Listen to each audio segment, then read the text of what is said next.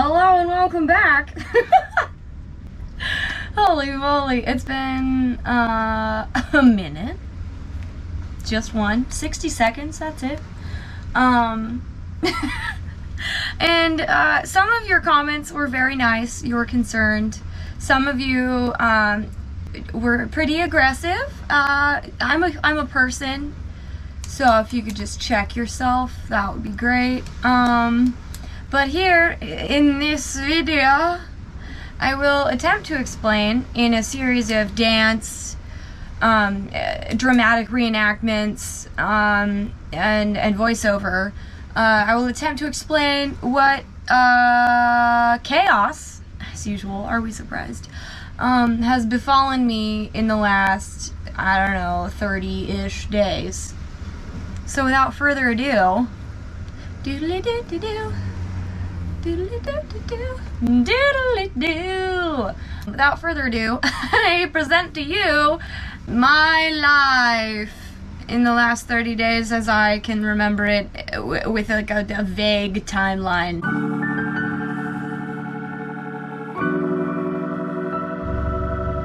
Okay, so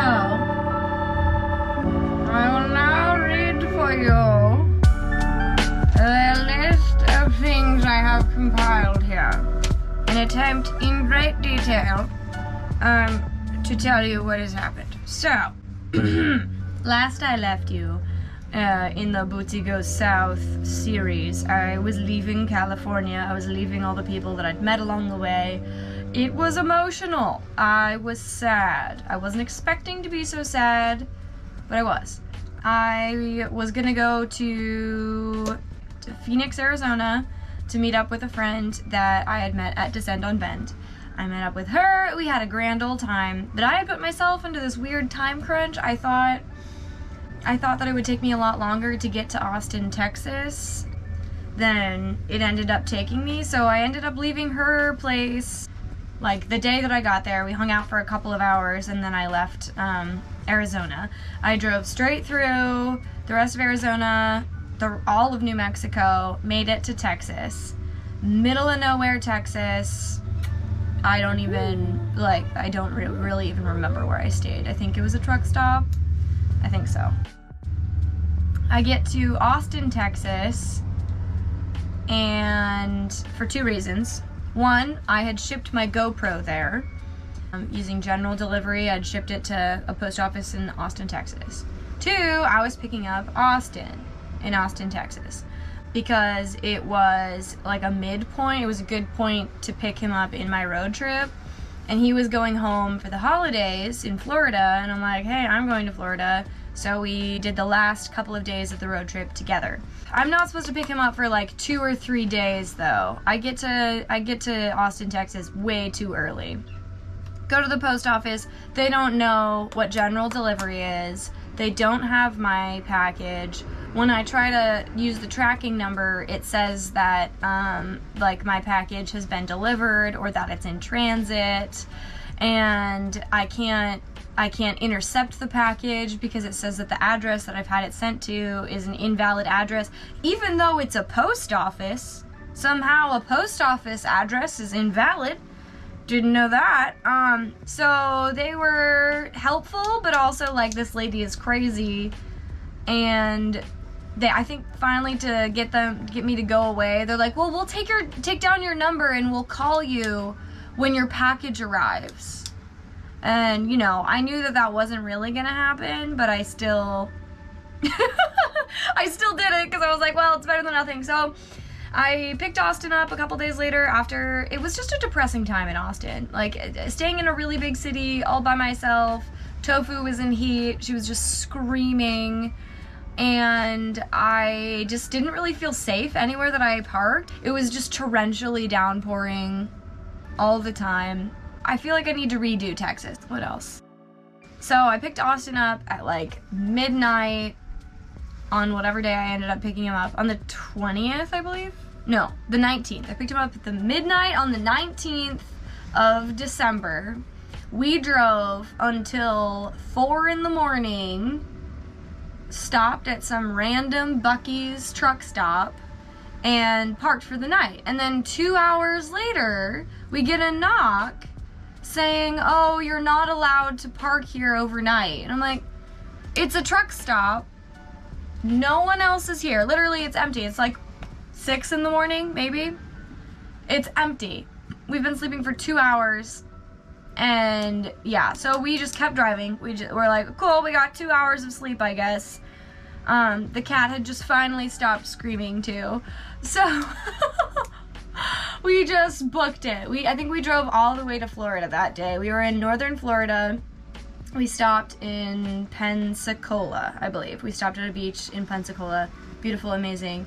It was so nice to finally like see the ocean and like dip my hands in the sand and like, it was nice. It was really cold. It was like 40 degrees, but I was happy to be in Florida finally. And then we drove further south to probably one of the best overlander spots I've ever been to.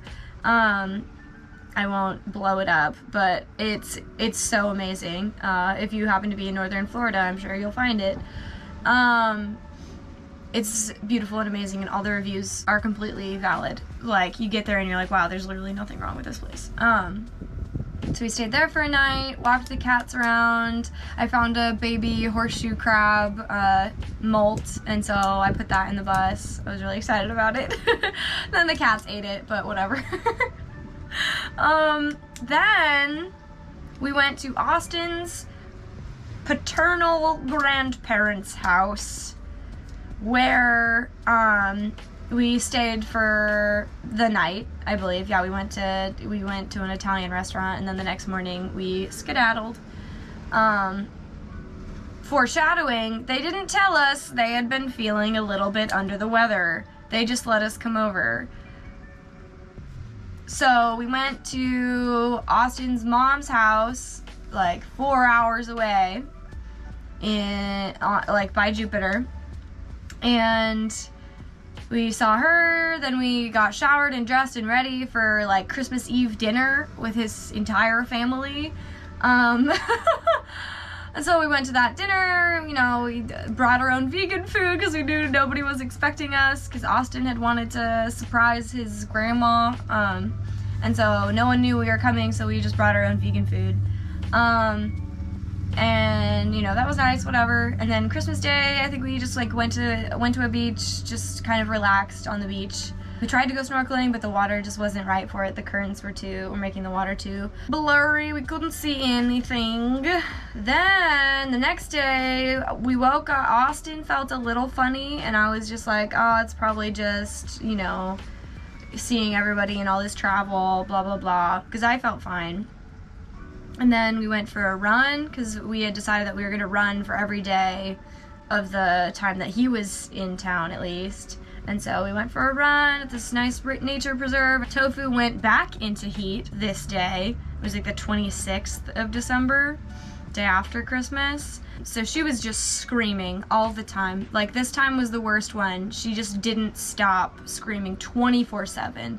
Whereas previously, when she had gone into heat, it was just like during the nighttime for a couple of hours she would just scream. But like this time it was just 24/7, didn't stop screaming, never stopped. Oh my goodness. I've never wanted to kill her, but I wanted to kill her. I did. I didn't. I love her, but whoo, man, oh man, when you live in less than 100 square feet, and your animal is just screaming and running around the whole time, it's pretty hard. It's hard.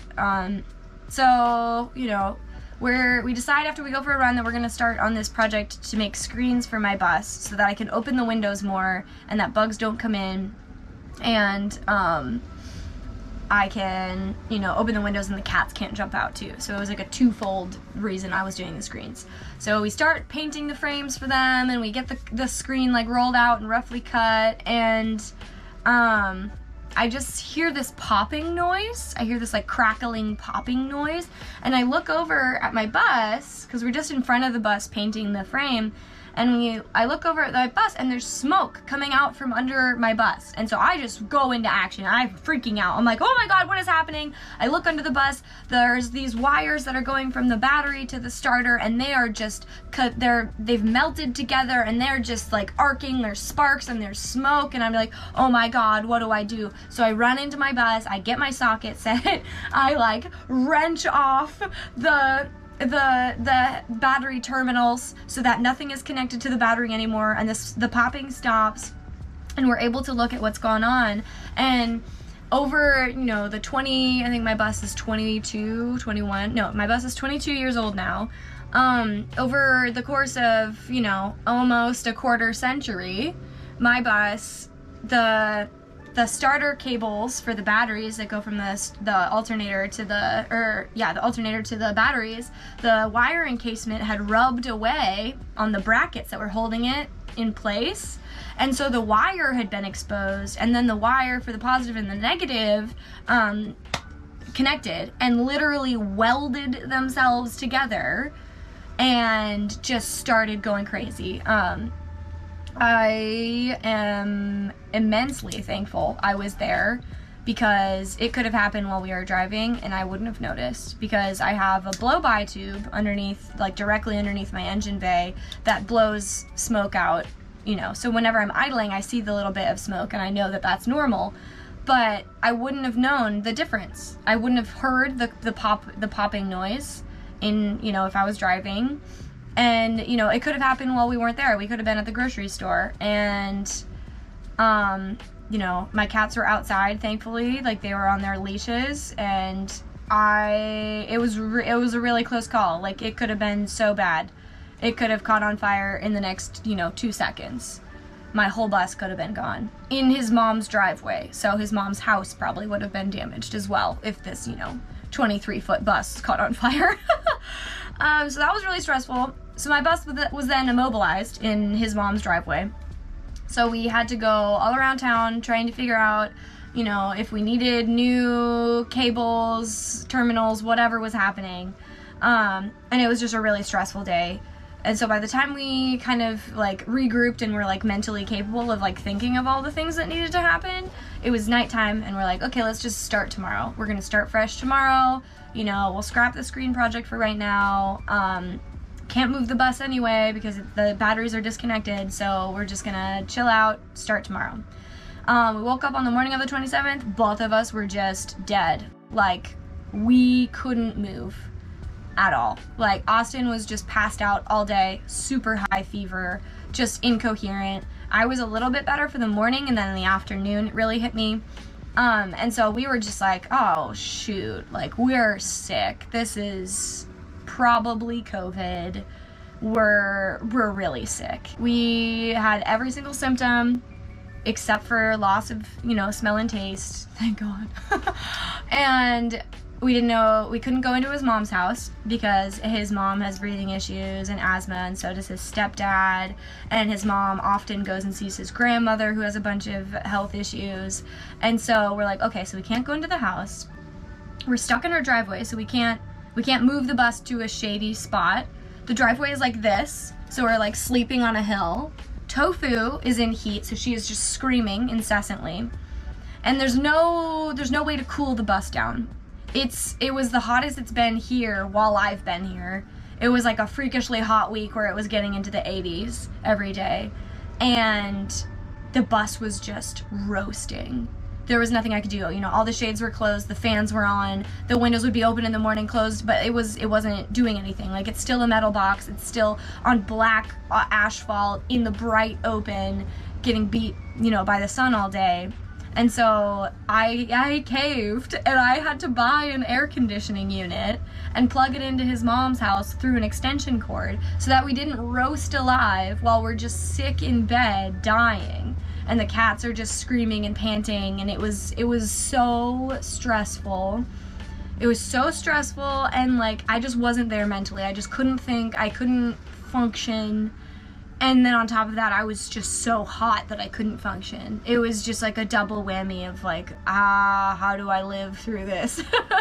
So we survived for a while there.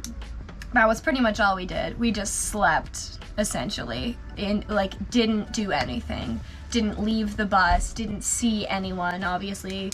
We finally, when we were starting to feel like we could like sit up and like walk and it wasn't too exhausting, we went to one of the drive-through testing centers in town, and we both got tested, and it was weird because the rapid results came back, and Austin was positive for COVID, but I was negative for COVID, even though we had been in the same like 5 feet vicinity for the last, you know, since we had started having symptoms.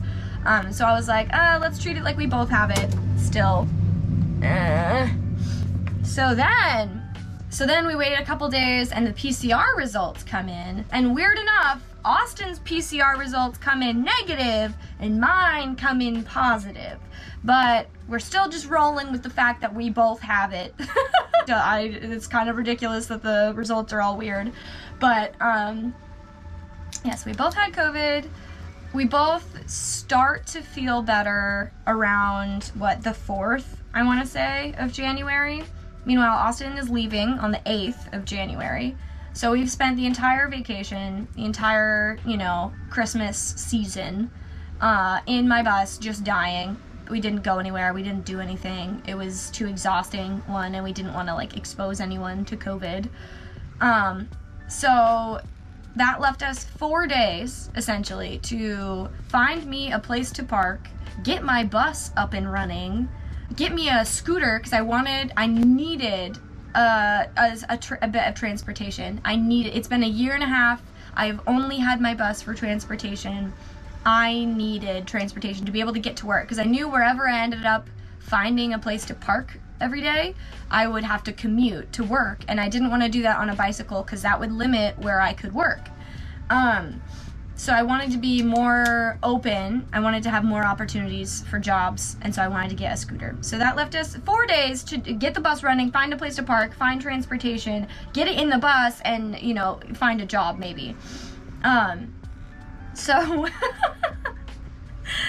luckily, Austin is from this area, so his childhood best friend, his mom, so Austin's friend's mom, still lives in the area, has a really big side yard, and she graciously let me stay at her house, not her house, but like her side yard, and I'm gonna be paying her a small rent every month. So, cool, found a place to park, awesome. Next, we had to get the bus up and running. So we realized after we took the battery cables off that there was actually a ton of extra, like, length. So instead of buying new ones, that was really nice, we just had to cut where the wires had melted together, and then we just had to find someone to put the new terminals on. So that was lucky. We just went to, like, a Napa, and they put the terminals on for us. Reattached it to the bus, made sure that all the clamps, nothing was going to be rubbing, made sure that the wire casement was good and that everything was covered and really protected, so that hopefully this won't be a problem in the future.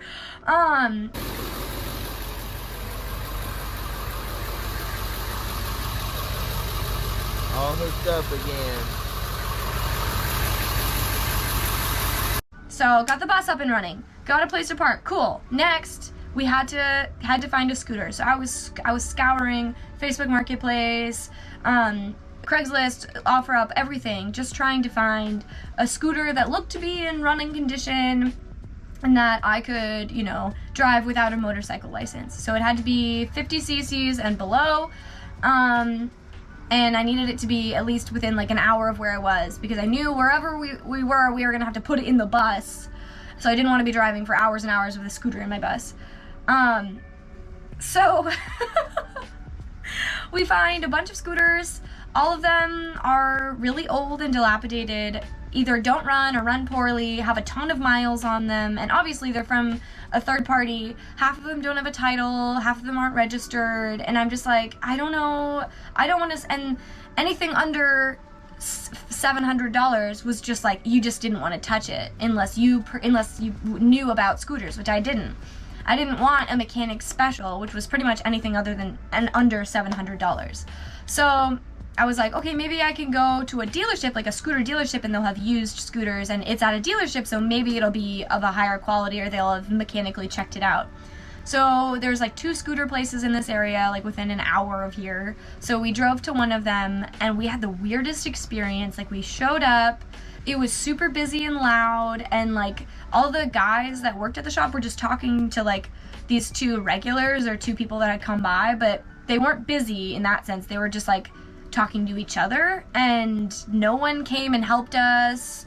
There was one guy that was like, well, what do you need? And we're like, well, we're looking at used scooters. We don't know anything about scooters. Like, can you help? And he's like, oh yeah, so the scooters are over there. Let me know if you have any questions. And we're like, no, we like don't even know the questions to ask. Like, what do you need to know about a scooter? And then we found the used scooters. There was 2. They were $200 above the price that they had listed them for on Facebook Marketplace. So we're like, what's the deal here? And they're like, oh, that must be the other ones that we sold already. Also, you can't test drive it, and the used scooters don't come with any warranty at all. I'm like, so I can't test drive it, and it doesn't come with a warranty. The only time I can drive it is after I've already spent over $1,000 on this thing? What? So we're like, okay, we're leaving this place. We go check out another scooter place. It's pretty much the same thing. They let us test drive it, but it's just a pile of crap. Like, I don't want to spend $1,000 on this thing. So we go back to the drawing board. I'm looking online, and I see this ad for these Coleman scooters at Camping World, and I'm like, what? It's brand new. It's $1,000, and it comes with a warranty. And I'm like, okay. So in my brain, it made more sense, even if it wasn't more it was more financially responsible, in my opinion, to buy transportation brand new with a warranty than take the risk of saving $300 in the short run, but then having to pay way more in repairs, most likely. So I was like, you know what, I'm gonna bite this bullet. I'm gonna, clear a lot of my bank account out, but I need transportation. I am so tired of not having anything other than my bus. The amount of times it has bit me in the ass is not even funny. So I'm like, I need this. I am not holding back on this anymore. I have the money now. I don't know what it's gonna be, in a month. I'm gonna do it now. So I bought the scooter. The scooter is a Coleman 49cc, adorable little thing. It's kind of modeled after a Vespa. I love it. I call it the Gimp because it goes like 40 miles an hour down a hill maximum. I spent $930 on it, and then after title, registration, and the plates, it came out to be like $1,300 just on the scooter. Then I had to buy a hitch, and I had to buy a motorcycle carrier, and both of those things are very expensive. Because the hitch, I had to buy an adjustable one for RVs because my frame is a weird size that I couldn't find in a regular hitch, so it had to be a special hitch. And then the carrier, I had to get a big one that came with an extra large ramp because my bus is so tall that all the normal ramps on the normal motorcycle carriers would be like this. Like, I couldn't push my scooter up it. So I had to get one with an extra long ramp, and it was just ridiculous. So I got my scooter, I have transportation. All right, where am I on my list? Where am I on my list? So I got my scooter, I got a place to park, I got my transportation, I'm settling. I get to the place that I'm supposed to be parking, and then Austin has to leave. So bye Austin. We have no vacation, it didn't really have any rest or relaxation. We were just sick or hustling to try and get all of these projects done. So I park at Austin's friend's mom's house. Her name is Sharon. I park at Sharon's house for a couple of days. It's my birthday on the 11th. I don't know anyone in town. I didn't really feel like driving to see the people that I do know in this area. They were in Miami, and I was like, you know what, I'll have my 25th birthday alone. So I spent my birthday alone. I kind of wandered the area and went up and down the coastal highway, and I saw botanical gardens and the beaches, and it was just like a really windy, really, really cold day, so I didn't like do anything crazy. And the next day I drove north to Sebastian, so from where I am to Sebastian, it was like 2 hours, and I helped this lady named Ashley. She's with Happy Pappy Bus, and I helped her do some projects on her bus that she's building for her and her girls. Unfortunately, because of the weather, we couldn't do a lot of the things that we wanted to do. And so after I left her place, I came back to Sharon's house, and I was just like, oh dang, like I'm really excited for the opportunity to be able to help people with their buses. Like I really love doing it, but I was just really sad that we didn't get to do as much as we wanted to accomplish in that time. But hey, such is bus life. Also in this time, a friend of mine reached out and she's like, hey, I have your dream job. Do you want to be a part of my team? And I was like, yes, I do. And so I was waiting on that job offer.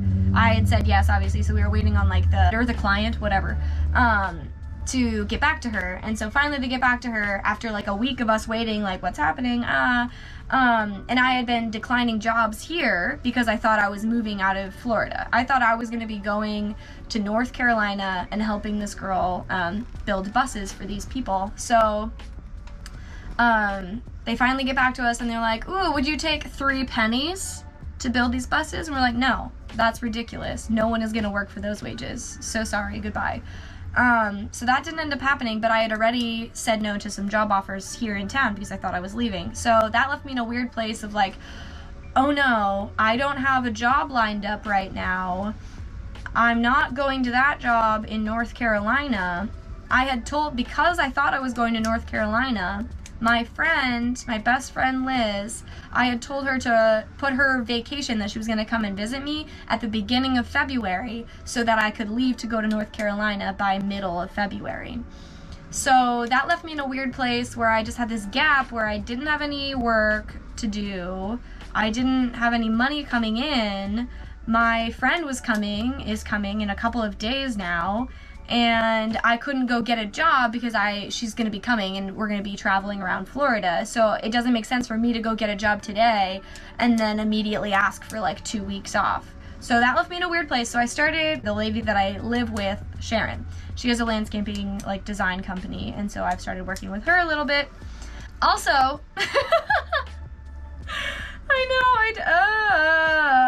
so while this is all happening, I'm getting work done with Sharon.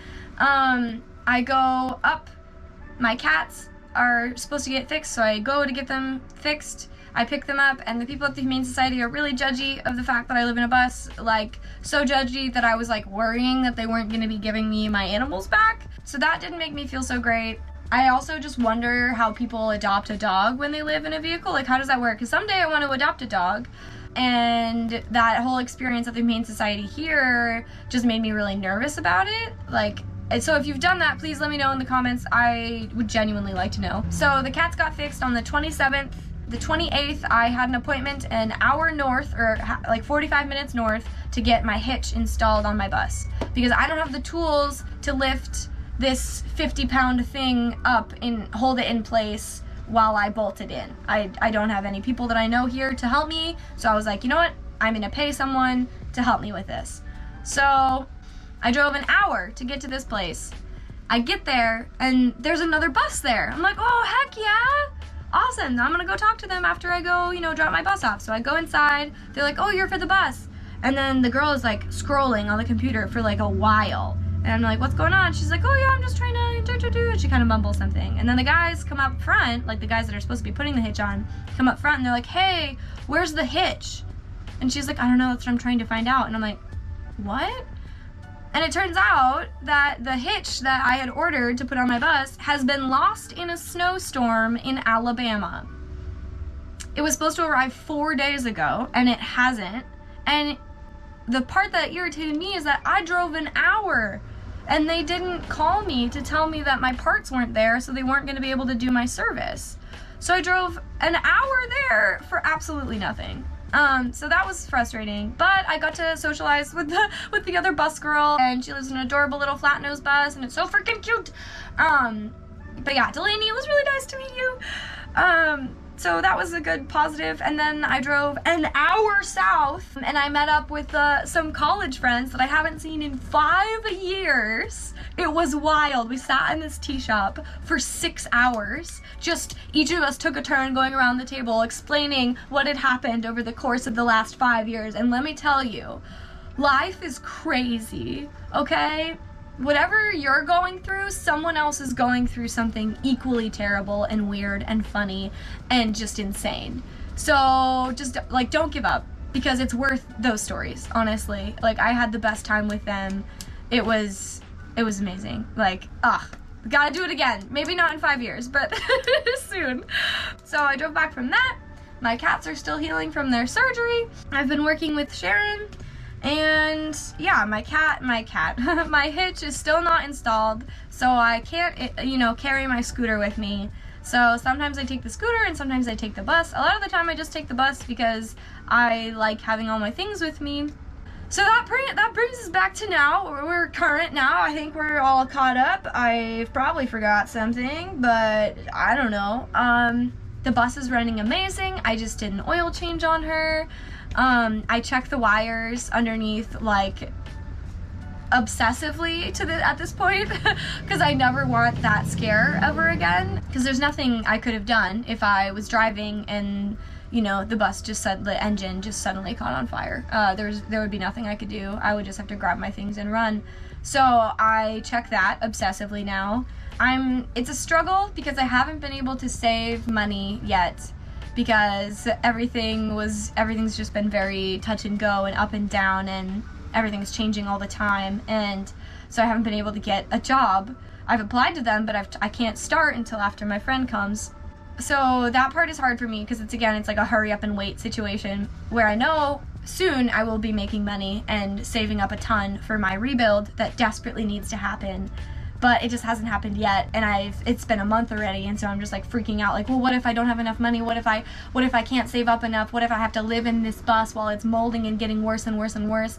And I have to remind myself that I can't worry about the what ifs. I have to stay present, and I have to do what I can do in the moment. So that's what I'm trying to do. I've missed YouTube so much. I love creating videos. I love making the angles. I love editing the funny clips together. I've missed it so much.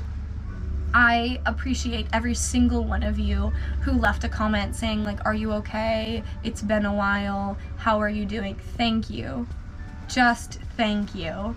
It means so much to me that people even care about little old me on the internet. Like, it made me cry every time I read one of those comments. And for the couple of people that left the really, really terse comments saying how I was neglecting my YouTuber duties and how it's my job to take you on my adventures and how not doing that is somehow rude, you gotta realize that I'm a person too. I go through struggles. I didn't have anything to record on. There was a lot happening. I was super sick, super stressed out. Oh, my mom had a heart attack too, a really bad one. Like, I haven't spoken to my parents in like 3 years, and out of the blue I get a text that my mom has had a heart attack. Like, it's been really rough, okay? So I appreciate all the people who recognize that I'm a human and that, as a human I go through some ridiculous crap. But I'm happy to say the GoPro finally arrived in the mail, mystically, after being lost twice.